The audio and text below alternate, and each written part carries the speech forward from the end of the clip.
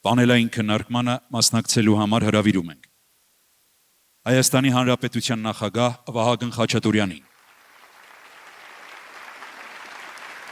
փոխվարչապետ Մհեր Գրիգորյանին, փոխվարչապետ Տիգրան Խաչատրյանին,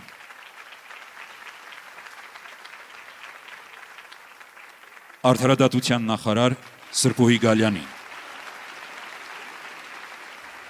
Կրթության, գիտության, մշակույթի և սպորտի նախարար Ժաննա Անդրեասյանին,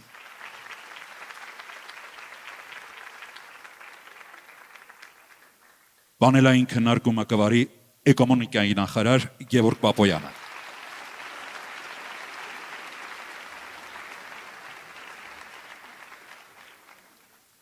Համաժողովի և պանելային քննարկման շատ սիրելի մասնակիցներ, այսօրվա պանելային քննարկման թեման բխում է Հայաստանի Հանրապետության վարչապետի այսօրվա ելույթից առանձնացված հետևյալ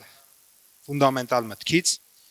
այն է Հայաստանի Հանրապետության պետական շահը տնտեսության զարգացումն է։ Ես կարծում եմ բոլորս կհամաձայնվենք, որ պետական մարմինների գերական նպատակն է ապահովել Հայաստանի Հանրապետության կենսունակությունն ու հարատևությունը, ներառյալ նրա ինքնիշխանության ամրապնդումը, քաղաքացիների անվտանգության, ազատությունների և բարեկեցության երաշխավորումը։ Կցանկանայի այսօր քննարկվող բոլոր հարցերին նաև այս դետանկյունից նայեինք։ Պանելային քննարկման հարգելի մասնակիցներ,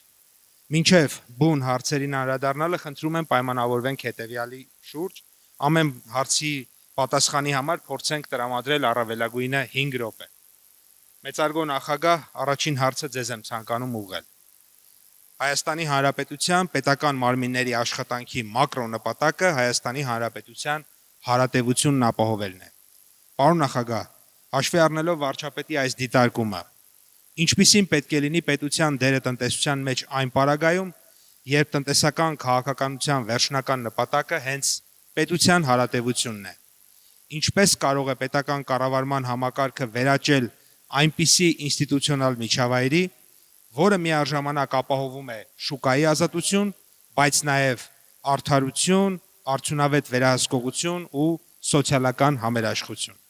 Ինչպես է հնարավոր այդ հավասարակշռությունն իրավամբ ձևավորել առանց խաթարելու մրցակցությունն ու արդյունավետությունը։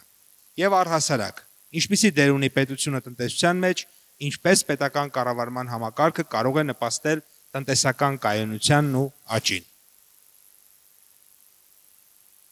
Շնորհակալություն։ Մի ամբողջ տարվա ակադեմիական ժամանակ, դասախոսական ժամանակի հարցեր են, որովհետև իրականում այս հարցերին պատասխանել 5 րոպեում դժվար է, բայց ես կփորձեմ։ Ասեմ ձեզ, որ այն հարցադրումները, որ կատարեց վարչապետը իր ելույթում, եւ այն հարցադրումները, որ բարբերաբար կատարվում է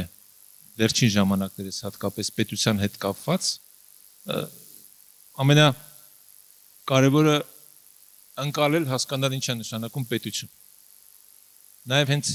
տեսական առումով հասկանալ ինչ է նշանակում պետություն, որովհետև մենք այդ ընկալումը առօրյա կյանքում չենք ունենում, զբաղվում ենք մեր աշխատանքով, բայց դրա վերաբերյալ գրված են հարյուրավոր, հազարավոր աշխատություններ, տեսական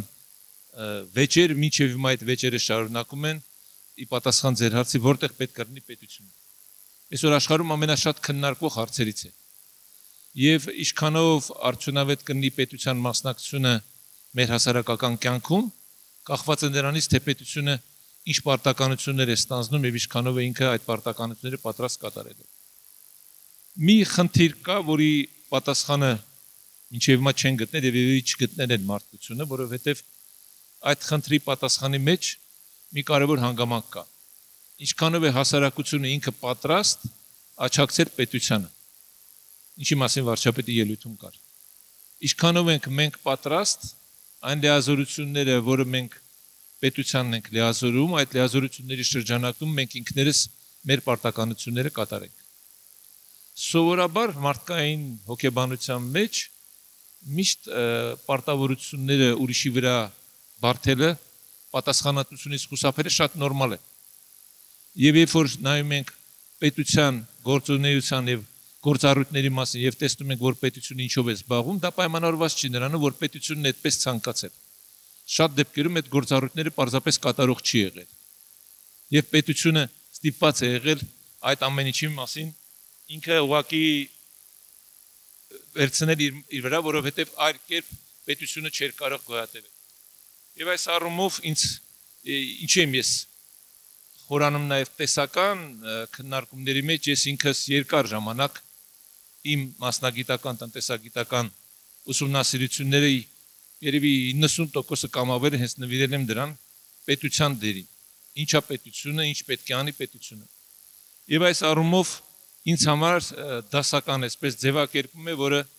դեռևս 18-րդ դարի կեսին արել է հայտնի ֆրանսիական փիլիսոփա, ազգային ժողովի պատգամավոր, գիտնական Բաստիան։ Ուղղակի ես ընթերցեմ։ Այն ինչ գիտենք մենք այսօր պետության մասին, այն ինչ որ տարօրինակ անձնավորություն է, ով բոլորից ավելի շատ է աշխարհում զբաղված, բոլորից շատ է անհանգստանում, բոլորից շատ է թաղված գործերի մեջ, որի հետ ամենաշատն են խորհրդակցում, որին բոլորից շատ են մեղադրում, որին բոլորից ավելի հաճախ են դիմում եւ օգնություն կանչում։ Սա պետությունն է, որը պետության ձևակերպումը, որի հետ մենք առնչվում ենք եւ պետք է կարողանանք իհարկե որոշել ամենակարևորը, այս առողջությունների մեջ պետք է կարողանանք որոշել այն սահմանը, որ պետությունը պետք է նպաստի տնտեսության աճին, այսինքն ինքը ինչքանով պետք է ներկայացված լինի տնտեսության մեջ։ Այն բարեփոխումները, որ այսօր կատարվում են Հայաստանի Հանրապետությունում, միտված են դրան եւ այդ բարեփոխումների արդյունքում մենք եկել ենք մի հանգրվանի, որտեղ որ պետք է կարողանանք որոշել, երբ որ քննարկում ենք հարկային քաղաքականության ապագա ինչքանով պետք է այդ հարկային քաղաքականության մեջ պետությունը առաջնահերթություն համարի բիզնեսի ակտիվությանը կամ մրցունակության բարձրացմանը։ Ինչքանով այդ հարկային քաղաքականության մեջ պետությունը պետք է իր պարտավորությունների դիտարկի ամբողջապես, թե այդ պարտավորությունները, որ մենք այսօր ստանձնել ենք, նա պետք է մասնավորին փոխանցի կամ պատվիրակի ավելի ճիշտ, որովհետև ժամանակի ընթացքում երբ որ նայում եք նաև պետության զարգացումը վերջին 200 տարվա մեջ, պետությունը շատ ավելի պարտավորություններ է ստիպված ստանձնել։ Մենք այդ իրավիճակում հանձնվել ենք, օրինակ COVID-ի ժամանակ։ Այն քայլերը, որ անում են պետությունները կամ աշխարհում շատերը, ընդհանրապես տնտեսագիտության որևէ տրամաբանության մեջ չեն տեղավորվել։ Բայց հանուն դրա, որ պետք է մարդկային անվտանգություն, առողջապահական անվտանգություն ապահովեին, երկրները գնացին դրան։ Տնտեսությունները փակեցին, մարդկանց առանց երկրներ կային, որ սկսեցին վճարել գումարներ, որ մի եկեք աշխատանքի, մնացեք, բայց COVID-ից հետո պարզվեց, որ այդ երկրները մինչ հիմա խնդիրների մեջ են թաղված։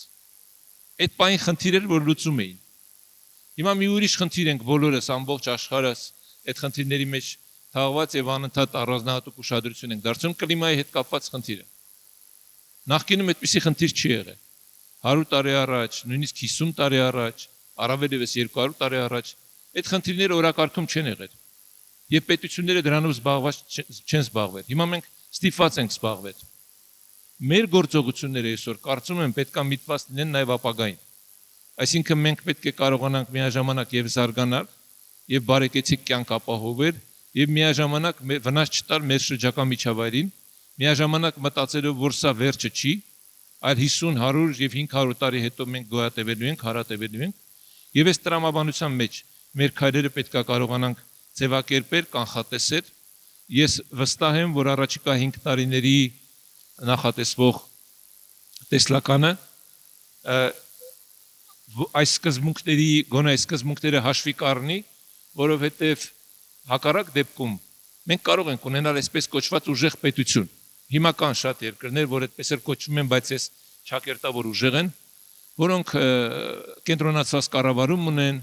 որտեղ ըստ էության պետությունը իր վրա ահռելի բեռ է վերցրել իր քաղաքացիների